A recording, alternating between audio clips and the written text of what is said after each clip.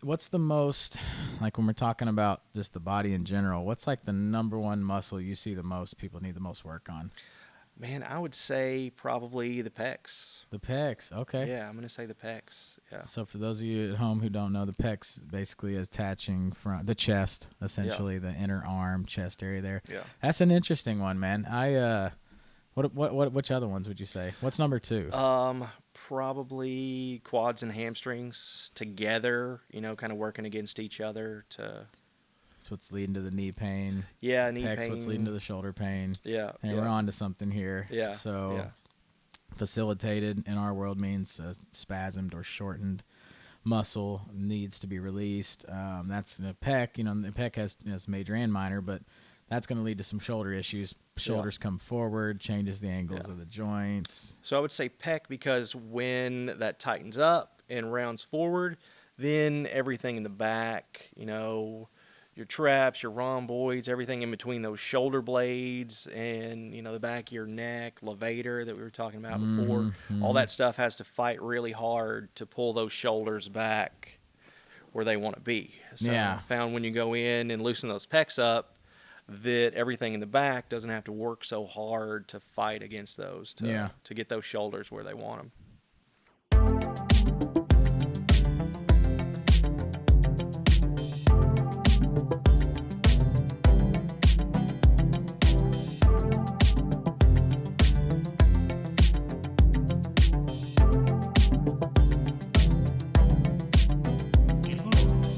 What is up, Spa City? Welcome to the Specific Chiropractic Center's podcast, the Spa City Podcast.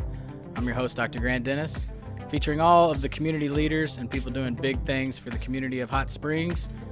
Look forward to seeing you guys on the inside.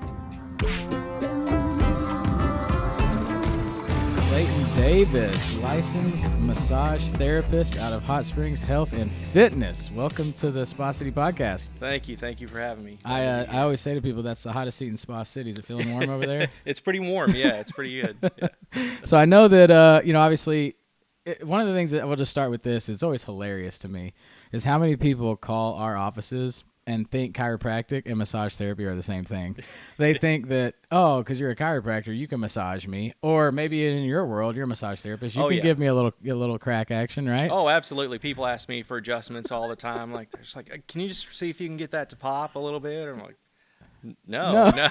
No, see, that's that would be like walking in here asking me for medication. Right, yes. I'm not a pharmacist. Yeah. I am not no, we're completely different professions here.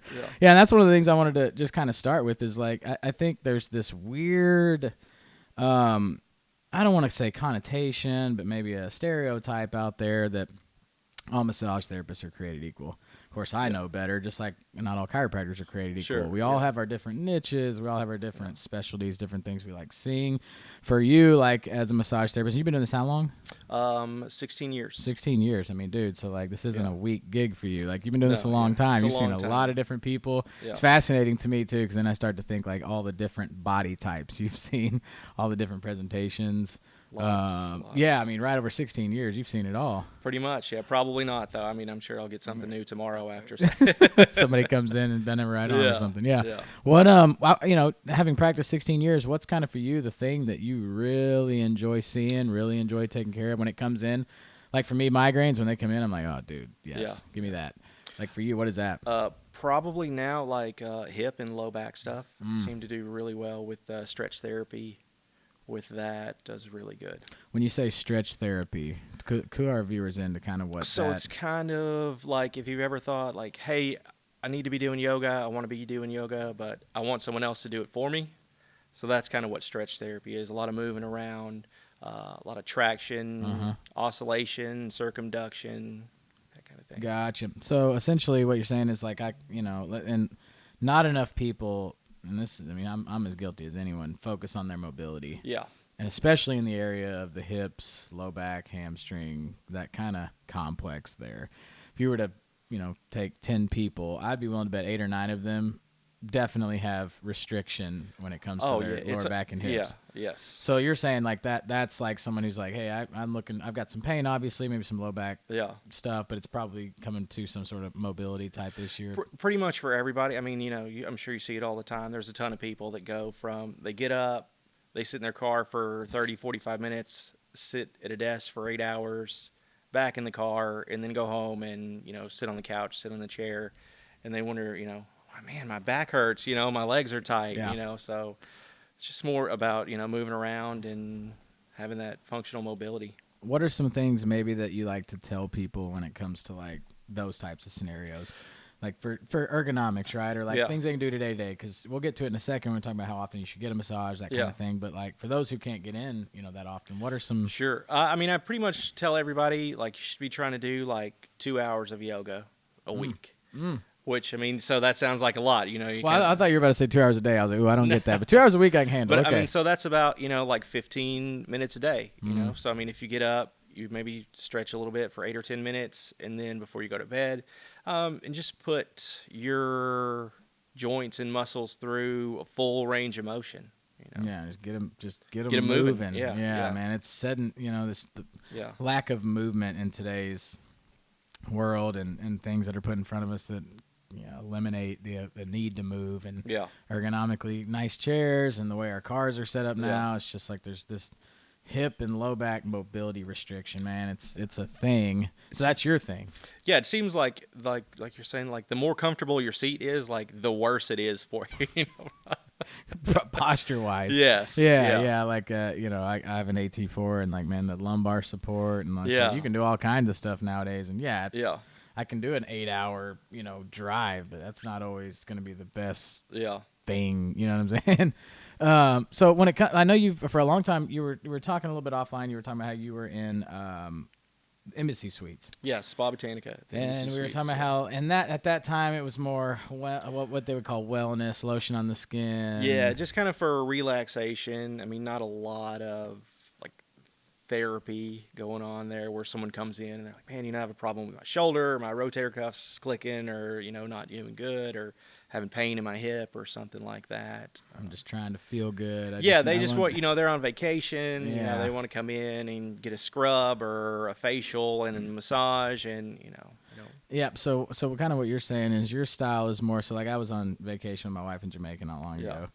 And I think it was more, I mean, I've had massages. It was more about the pre-spa experience. It was more about the towel and the warm bath or the cold plunge and the steam room and the lead up, right? Yes, and then the massage itself was kind of like the box you check, right? We go in the lotion on the skin thing, hit all areas, and we're out. And like, it's relaxing and it feels good. But what you're saying is your style is more, I'm looking for people with like serious type, like pain, mobility issues. Pain, chronic pain, or injuries or injury prevention, that kind of thing. So stuff like, that's, maybe that would end up in like a chiropractic office really and need to be co-managed with like a chiropractor, a physical therapist, and massage therapist. See, I tell people all the time that there's a perfect equation to me for health and for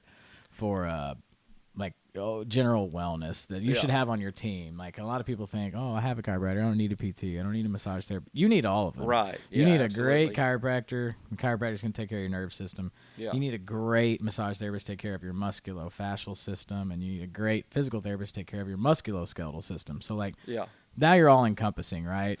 Yes. That's kind of you're of the same kind of Oh, opinion absolutely. There? Yeah. I mean, I refer people, all the time. Right. The other thing I was thinking about, and we were talking about off air, was how no one really ever takes into account also the lymphatic system when it comes to lymph drainage, and the lymph system essentially is our septic, or it's our plumbing system for our body, where all the waste is being taken out of our bodies. And I know that massage has a pivotal role in kind of that movement of that. I mean, is that something that in your field or in you guys kind of look at, or is that something you've seen? So, it just kind of depends on, I think a lot of massage therapists gravitate towards what they either need or the kind of massage that they enjoy. I mean, that's kind of how, I found my niche with the stretch therapy and more geared towards sports massage and injury prevention and that kind of thing. That kind of thing. Yeah. Well, I mean, it's always the cliche question, but I'm always interested. Why massage therapy? Like, what made you get into that? What was kind of the road that led you down that path? Yeah, so I actually got my back all out of whack. I was working as a welder out at a fabrication shop Okay. out in Poen, and I had this huge jig that I had to flip over that was about the size of a door. And I mean, it was on a hinge, but I had to flip it over, and I got in the habit of just doing it with one arm. And I got in with a massage therapist and saw her maybe 5 or 6 times, and she kind of got me lined back out and straightened back out and gave me some great advice on what I was doing, how to do it better, and that kind of thing. And then it was actually my mom that was like, I think you'd be great at massage therapy, if you give it a try. So I You dove into dove it. in, yes. Now, yeah. now fill our viewers in the massage, like the process to becoming a massage therapist. So here in Arkansas, it's 500 hours. Uh-huh. And so that took me That's about a lot of hours. Yeah, it's a lot of That's hours. not like gosh, man, how many days? I don't know. I'm not good at math, but that's a lot of days. It took me about 6 months, a little over, to go through the course of that. Yeah. So it's a 500-hour course. 500-hour course. Yeah. And is that like done here locally? So there's several schools here. The one that I went to is closed now, but there are lots of schools in Hot Springs too, I think now. Okay, nice. Well, I know that there's a lot of massage therapists, right? Yes. And so I think that's one thing that's always been, intriguing to me is, it's no secret. Most people, they're going to continue to go back to services that they either obviously know and like and trust the person, but obviously enjoy the experience and Yes. getting something from that. Yeah. Having done this 16 years, I mean, can you kind of just fill us in on maybe some of the more crazy things you've seen, or maybe one of the wildest cases you've ever seen, or maybe like just anything popped to your head there or popped to your mind? Maybe No names, obviously, or Right. anything like that, but like, cases where it's I like, had yes. interesting case when the first time, and one of the only times that I worked on a paraplegic, when his legs, obviously he doesn't have any feeling in there, and then to massage them and still see the reaction that he had, when working on his legs and stuff like that, and the kind of the twitching and stuff that happens. So you're massaging an area where he like doesn't even have perception, essentially. Right. Yes. Yeah. So that Now, was, any like cases of like cerebral palsy or Yes, those yeah. types of cases? I know they respond typically well for. do very, very well. I got a girl that I work with pretty consistently that has cerebral palsy. A lot of working with that, external rotation to get that back out. Very, very flexed, very internal. Yes, yeah. A lot of foot, a lot of ankle work in that. Super important. And I know that you were at Embassy Suites, and then you went to probably the best move you could possibly make, which was to go to Hot Springs Health and Fitness. Yes. So you're going and grabbing all these folks who are weekend warriors coming in there lifting, and naturally Yeah. they're trying to get big and get buff and get the muscles going, and that's going to lead them right to great distribution. Yes, it's great. And I'll tell you what, the best thing is the pickleball players. Oh, there. yeah. Yes. That's becoming hot. It's huge up there. You would not believe how many people are. Up at I know the Village, it's popular. Yeah. Yes. Seems like every day I'm running into, even in Little Rock, when I'm in Little Yeah. Rock, like I'm running into a lot more people. I can see them walking around with their pickleball Yeah. paddles. It's huge. I've at never Hot played. Springs Have Health you? and Fitness. I played a little bit. Yes. Yeah. Tony, have you played? Yeah. I've never even, but from what I can guess, it's like mini tennis from what I've It's seen. kind of like halfway between like ping pong and tennis. tennis. It's like yeah. a nice little in between. Yeah. And the ball's harder than a tennis ball. It's hard. It's almost like a wiffle ball though. So I mean, so you can't really. I mean, you're not going to get the speed of a tennis ball that you Right. get, but yeah. Spins good. You can spin Spins that good, thing. yeah. And if you're, so I was pretty decent at ping pong. So I mean, I kind of got, the spin factor.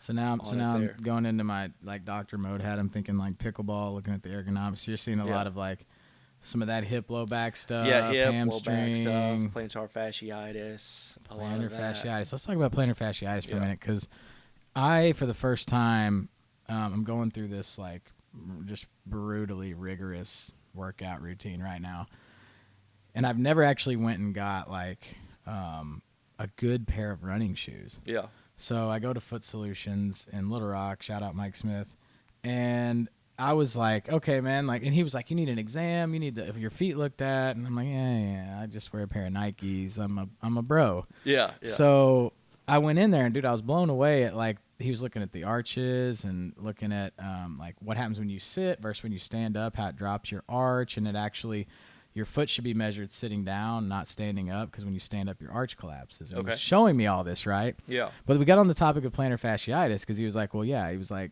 a lot of people get plantar fasciitis, and here's why. And he was breaking that down for me. Is that something like that you see a lot of? Is that something that Quite a bit, yeah. I see quite a bit of plantar fasciitis. And I mean, is that? I mean, it's fascia, right? So, like, are you using tool assistance there, hand? Tool assistance. I use my massage gun for percussion, and then I have like a scraper, myofascial releaser. So tool works game in massage therapy. Then. Absolutely, yeah, I love it. I mean, it's because we got taught in chiropractic school, right? The Graston techniques and the. I mean, truth be told, in chiropractic school, you get taught more physical therapy than you do chiropractic, if we're being honest. Yeah. And so, which obviously is what I did not gravitate towards. I was like, if I want to be a PT, I went to PT school. I want to know the chiropractic stuff, right? Yeah. But I did get some introduction to tool, tool. But I didn't. Is that something? So that's inside within the scope of practice of. Yes. Nice, absolutely. man. I didn't know that. Yeah. Yes. Yeah. And then you're heavily into that game. Man, I love my massage gun. I mean, and I use it kind of in a couple different ways. I mean, so I use it not only for percussion, but also kind of turn it on its side and just use it for vibration. Vibration is great to relax the nervous system in there. So yeah, now is that So I was gonna say, what's the mechanism right there behind that? Is how does that percussion act? So it's kind of the same thing as like trigger point work. If you were to just kind of push in on it, it just does it hundreds of times really fast. Okay, so instead of a long sustained, right, it's more of a lighter but longer term or longer distance, longer duration there. Exactly. Yeah. I gotcha. Yeah. And I use it a lot to find trigger points.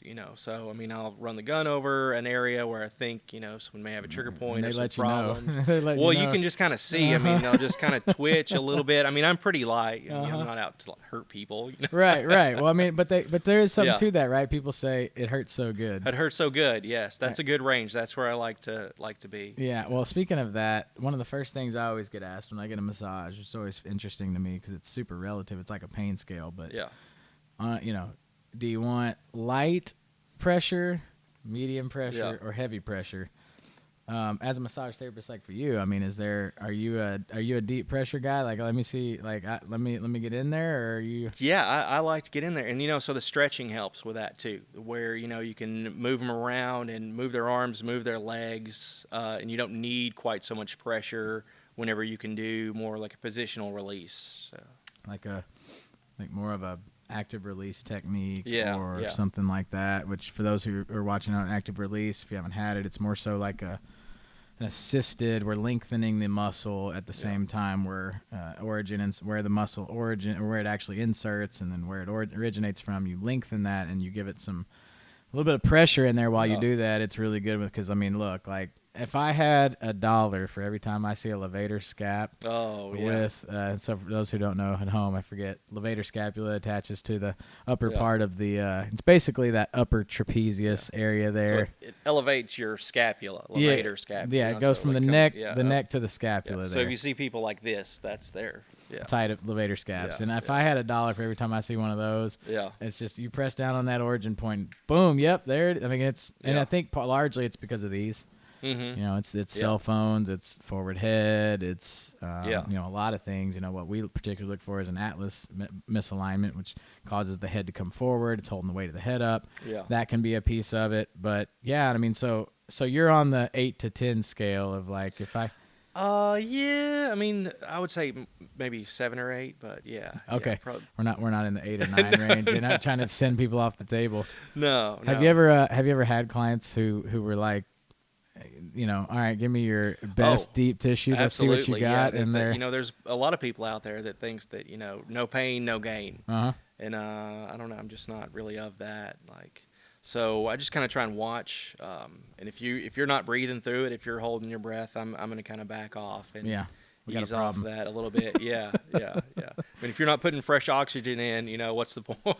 Yeah, which brings us to another good point there is I know that every time I ever get one or I refer someone to get one, I always tell them you got to make sure you drink plenty of water. Yeah. Because there is a detoxification kind of process, correct, during a massage there? Yes, yeah. So, I mean, I kind of just advise people to drink as much water as you would on a normal day.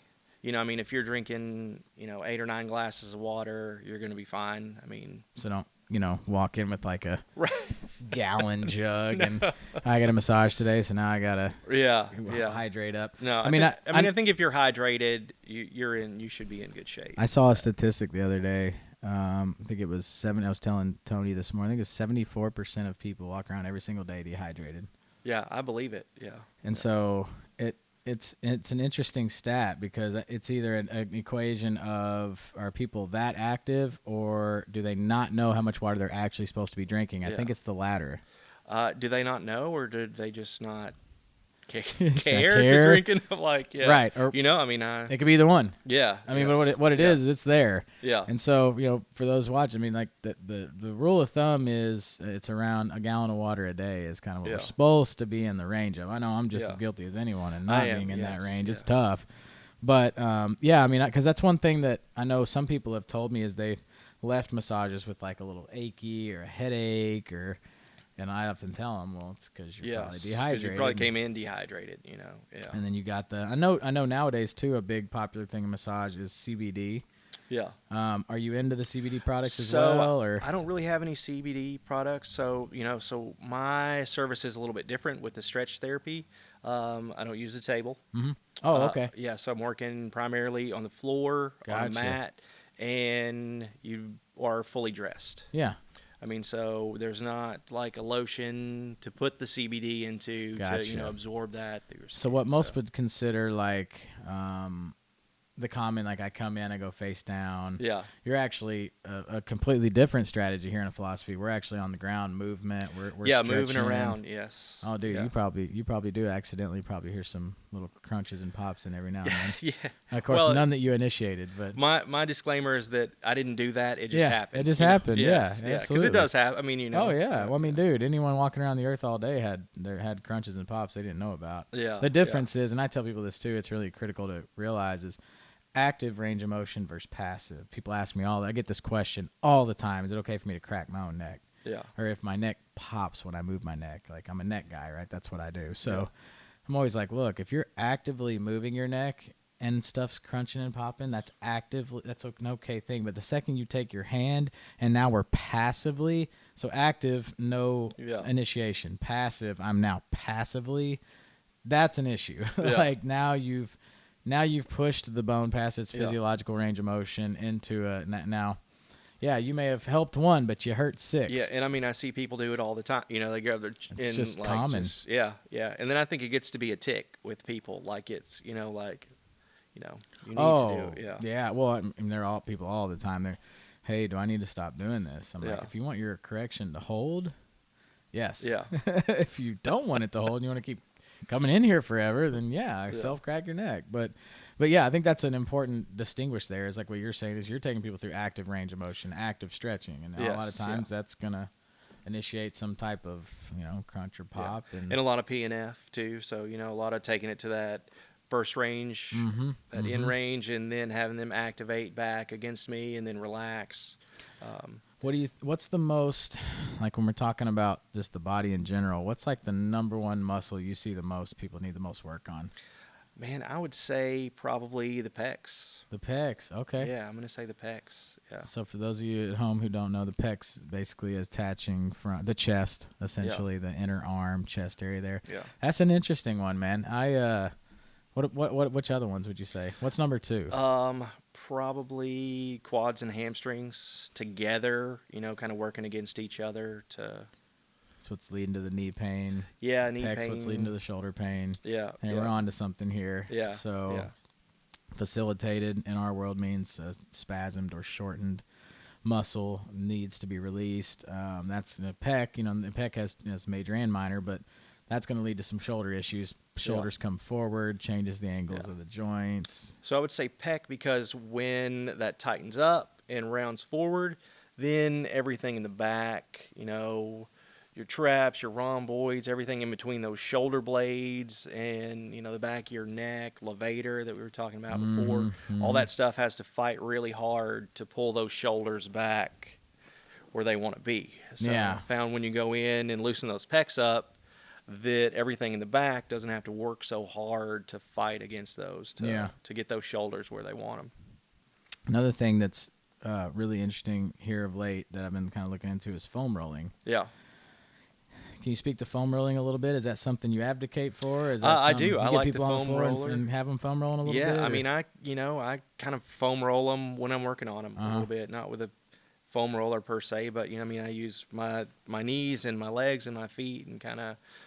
Gotcha. So you're Yeah. using the The heavy hitters. Yeah. yeah. Well, yes. like it, so, and I've also been catching here lately in the health and wellness world. There's this like weird craze for the Thai. I don't know. Well, I guess it's where they walk on their back. There's like they're standing Oh, up. like the ashiatsu. Yeah. Like on the, like yes. what yeah. is that? So that is, so you'll come in, you'll be on the table, and then they'll stand on you and have the bars over the top of them. And they're like holding and they're on. to holding them. on, yeah, and using a lot of pressure with their feet. And stuff So like it's that. it's a instead of a hand to like body, it's foot to body. Foot to body, yes. Dude, there's got to be like Yeah. some crazy like it's I mean control wise. But hey, I mean I know some people that swear by it. Oh, And yeah. reading about it, Yes. it's like Yeah. it's Yeah. an interesting deal. And I mean, so I do a lot of the same things there. I just, instead of me going up on the table and having hold of the bars, I just bring the people down to the floor. Yeah, And and do it's this- probably a yeah. lot. Yeah, I It can seems see. a lot safer than, Yes. like, hey, let's put some lotion on my feet and climb up here. Like, yeah. you Well, know? and it got bars yanked out of the ceiling. Yes. I used to have massage therapists in my office in Little Rock, and then when we went to expand and added on more doctors, we had to have them move on. One of them was like, "Hey, I want to put bars in Yeah. the ceiling," and I was like, "What? Like, what do you want bars in the ceiling for?" I didn't know. Right. She was like, "Well, I just got certified in this new," and maybe it was Ashiatsu. It was like some crazy name, and she was like, "Yeah, once I get them installed," and I just was like, "I'm not sure if I'm crazy about bars in the roof and malpractice." And I called the malpractice insurer. Is this game? Like, what is this? He's like, I don't know. It's a new. Yeah. So it's always interesting to me, like a lot like chiropractic. Actually, there's a lot of different ways to approach things. And obviously it makes sense too with the people you're catering to inside. I mean, they probably are a first point of entry. A lot of what their needs are is kind of catered to what you did. I guess, is that what you've kind of seen is moving from like the embassy model you were in to more the health and fitness model? Is that what adapted your technique? Yeah, and I just got more interested in, sports massage and sports therapy and looking into people's problems and like what causes this, like I was saying about the pecs, like why is everybody having so much back pain back here and, that kind of thing. Yeah, there's no shortage of those issues, and they're just going to progressively get worse. And I mean, I'm sure you're seeing some of this too, but now what's sad to me is these kids developing with tech in front of them. Yeah. What we're starting to now see is 12 and 13-year-old kids coming in with forward head and neck pain and problems, headaches and postural, terrible posture. And I think largely it's to do with tech and the fact that they're just raised in this technology industry. Are you seeing any of that with younger generation coming in, or are you kind of strictly more to the, I don't want to say elderly, but 30, 40s and up? Is that kind of typically what more typically see the older people? I've seen some of the younger teens with some sports injuries that seemed like that was more from them being more sports specific, like only playing softball, instead of mixing it up and, playing soccer and softball and basketball, to use these different muscles in different ways that they're, having like rotator cuff problems and meniscus problems. And where can they find you at in health and fitness if they want to come and see you? So my office is on the second floor up there. Okay, so they just go just check in and check in, say I need to see Clayton. I'm here to see Clayton. Yeah, that's it. Yep. Nice, man. Well, cool. Well, let me, the Spa City podcast was also designed in a way that we're featuring people doing, amazing things for the community. You obviously are helping our community be more healthy and be active and continue to do the things they want to do. But like, I know your wife especially, she's one of my favorite people in the world, and you got beautiful kids. What's like one of your favorite things about Hot Springs? Like if we catch you guys on a random Friday, where like a Friday night or a Saturday morning, what's kind of you guys' go-to in the city? Man, so right now Saturday morning is tomorrow will be for basketball at the Upward. Basketball. Yeah, Okay. for Nice. basketball or soccer. Man, one of our favorite places is Garvin Gardens out there at Very the cool. Children's Garden. So it's just kind of like rock climbing, and they got a little creek in there, and they got a giant tree house that's amazing. I love it out there. Kids, absolute fantasy land. Yeah. We were just talking to Mayor McCabe not long ago, and he was literally it was on another session, and he was talking about Garden Gardens. He was like, people don't like in Hot Springs realize how fortunate we are to have like the Anthony's Chapel as like a destination wedding spot, but then more importantly, like the Garden Gardens there of like parents can bring their kids, you can come and have a great hike or a great walk. It's right on the lake. But yeah, the Children's Garden is by far my favorite playground to take them anywhere in Hot Springs is there. We're gonna go some rapid fire here and we'll close out. What is favorite restaurant in town? Oh, we've only been there once, but I'm going to say Don's. Don's. I haven't even been to Don's. Oh, man. It's amazing. Really? Yes. Where is Don's? I can't tell you. D-O-N? D-O-N? It's Don's Southern Eatery. So it's kind of the speakeasy style. Ah, got it. Yep. It's hidden. Yeah, it's hidden. That's there. right. Yes. That's why I haven't seen it. Yeah. So you can find them on Google if you search Don's Southern Eatery. Yeah. Okay, I'm with you now. It's very cool, to go in there. I mean, you make a reservation. They give you like a password.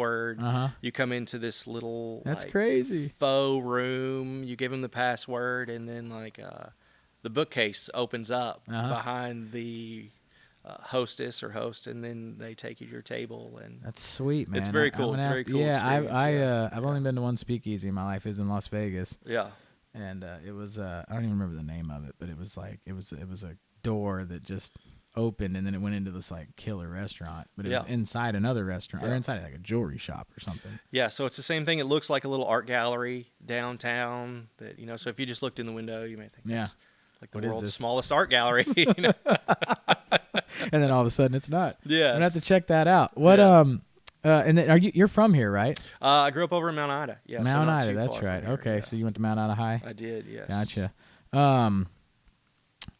Favorite, so Saturday morning brunch spot. Saturday morning brunch. If you'd asked me a month ago, I probably would have said Will's. Okay, and they the closed. Cinnamon rolls, yes. Yeah, it's crazy. What a mainstay in Hot Springs, and it closed. Yeah. Well, it's okay though because now Crumble serves cinnamon rolls. Crumble, yes, Crumble cookie. Yeah, I just saw that on an ad this morning. Our newest addiction, and they're open till like midnight. On Friday and Saturday. Catering to all the late Yeah. nighters trying to take some Taco Bell business. Yes. So I just saw that though. I was like, man, Crumble's picking up cinnamon rolls. Probably with Will's being gone. That's tragic, man. I actually knew the owners at Will's. They were from Henderson. They actually developed that business plan at Henderson Business School. But I hate to hear that. Well, dude, I appreciate you coming on today, sharing some time with me, man, and giving our viewers a little bit more info into massage therapists. Last thing I want to touch on is tips to know a good one versus a bad one. What would you say? So I would say you want to watch for people that will listen to you about, and then don't be afraid to tell them like, hey, that's too much pressure, or, I need more pressure, or I don't know how many times, a friend of mine have come and said like, man, I had a massage and it wasn't that great and they were hurting me, and I was like, well, why don't you say something? Well, I asked him like, well, they just kept doing it after you told them to stop. Well, I didn't really say anything, and I like kind of compare it to like if someone's sitting there poking you with a stick and it hurts, are you going to say something? Yeah, definitely not. Yeah, so you want to look for people that are going to respond to your feedback and that you feel comfortable talking to, and let them know what you're looking for, and whether it's just relaxation massage or you have something specific going on. Yeah, what about places that like on the outside it just says massage? Maybe be aware of that, maybe look for something other than just massage. Yes. Yeah. Check your Google reviews and see what's going on. See what you're dealing with there. Yeah. It's funny because I was in Florida actually, and I went by a place and it was massage, but it was spelled message. Oh.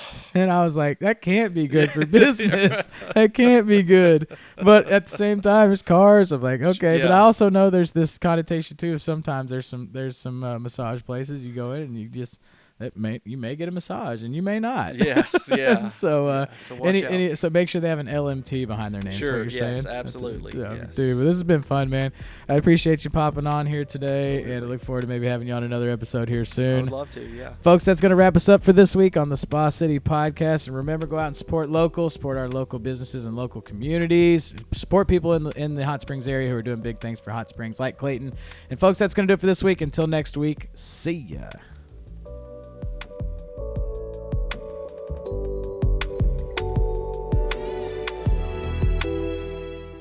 joining us this week, guys, on another episode of the Spa City Podcast. And remember to subscribe to everywhere you listen to podcasts, Spotify, Stitcher, Apple Podcasts, YouTube, and check us out on social media. And remember to support all of our community members we have on this podcast and everybody who's doing big things in the community of Hot Springs. And until next time, see you.